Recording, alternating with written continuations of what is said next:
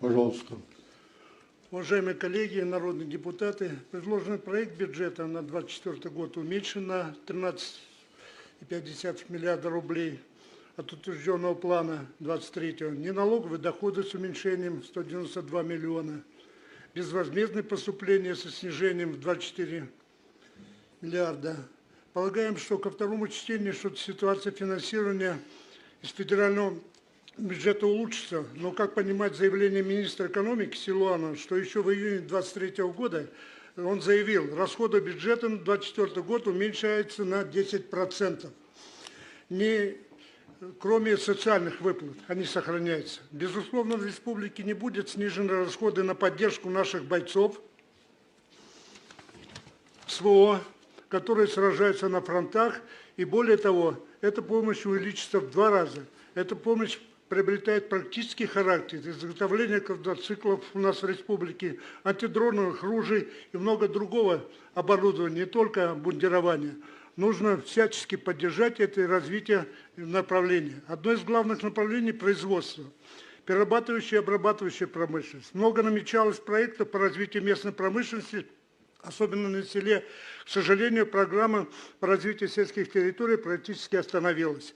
А малые и средние предприятия могли бы многое сделать, как, например, Жатайский завод металлоконструкции, который за 12 лет своей деятельности, руководитель Дмитрий Куликовский, численностью 50 человек изготовили более 800 резервуаров для нефтепродуктов, судов для нефтеперекачивающих станций и другие востребованную продукцию. Могли бы втрое увеличить производство, но система конкурсов тормозит. И много говорят об изменении данного закона, но пока все стоит на месте. К сожалению, представленный проект бюджета не меняет экономическую ситуацию. Принятый указ главы от 28 сентября 2023 года о мерах по борьбе с бедностью содержит конкретные меры. Это здорово. Снижение уровня бедности в республике. Поставлена задача обеспечить рост зарплаты к уровню 2022 года в 1,2 раза, а также увеличить денежные доходы в 1,6 раза, увеличить численность занятых населения до 530 тысяч человек. Ну как понимать, это или работа постоянно, или просто чем-то он будет заниматься. Вот, казалось бы, уже должны появиться разъяснения, что значит решение этих вопросов, конкретно, что нужно для этого сделать. И главное, честная статистика и контроль исполнения. А как трудно понять? А так трудно понять. В РИА Новостях информация появилось, что республика по уровню благополучия населения находится на 15 месте среди субъектов. Здорово. А по уровню бедности на 17 месте, а по уровню жизни на 71 месте. Где же мы тогда вообще-то находимся? Вот все эти 3 показателя.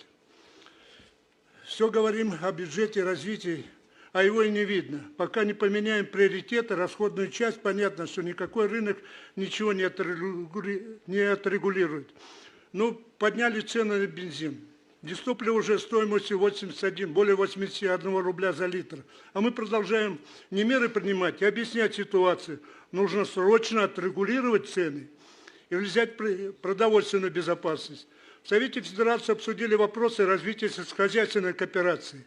Сельхозники подчеркивают, что на Дальнем Востоке плодотворно могут развиваться коллективные формы хозяйственного. Но в этом направлении мы не видим конкретных результатов. Ни планов, ни что планируем. А у нас сегодня 4300 крестьянских фермерских хозяйств, 87 тысяч личных подсобных, 275 родовых общин и только не очень много сельскохозяйственных предприятий. О стратегическом планировании. У нас есть этот закон, но сегодня все составляется на прогнозе. Есть же опыт хороший. В Иркутской области, когда приняли указом, Левченко был губернатор, Сергей Георгиевич, создали комитет по планированию. И за это время, пока этот комитет, сейчас его упразднил новый губернатор, объем строительства социальных объектов в 6 раз увеличили, а бюджет увеличили в 2 раза. Есть же польза? Есть. По данным Министерства финансов, расчетный объем дотаций на выравнивание бюджетной обеспеченности муниципальных районов, городских округов составляет 28 почти миллиардов. Но тем не менее требуется почти 3 миллиарда рублей. Четко, где мы их возьмем, пока не видим. А субвенции для поселений на 2024 год 12,4 миллиарда рублей, а потребность 625 еще нужно необходимо. Уменьшены объемы финансирования на обеспечение бесплатного горячего питания начальных общеобразовательных учреждений на 42 миллиона рублей. Государственная программа развития арктической зоны и коренных малочисленных народов Севера реализуется в арктических разделах 17 программ, 15 отраслевых министерств. Это не позволяет сегодня оценить расходы на реализацию мероприятий на достижение главной цели – на повышение уровня и качества жизни в арктической зоне. Не менее тревожное положение с финансированием на 2024 год развития здравоохранения. В 2024 году предусмотрено оказание санитарно-авиационной медицинской помощи 1,4 миллиарда рублей. По данным Минздрава, нужно более 2 миллиардов рублей. То есть законопроектом всего 66%. По лекарственному обеспечению 147 тысяч больше у нас льготников, но сегодня по льготным лекарствам сегодня обеспечивают только 60%. Поэтому инфляция в 2023 году составит до 12%, ключевая ставка 13%. А если коммерческий кредит будут брать, это до 40% нужно заплатить кредитные деньги. Поэтому необходимо вообще по продовольственной безопасности добиваться бюджетного кредита. Уже сегодня надо планировать расходы на содержание дорогостоящего объекта Государственного филармонии и Арктический центр эпоса и искусств. Мы будем как его содержать?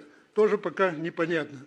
В сегодняшних условиях много будет зависеть от использования всех внутренних резервов. Коллеги, добавьте 1 минуту. Виктор Николаевич, завершайте. 15 секунд. На данном этапе наша фракция не поддержит предложенный проект закона.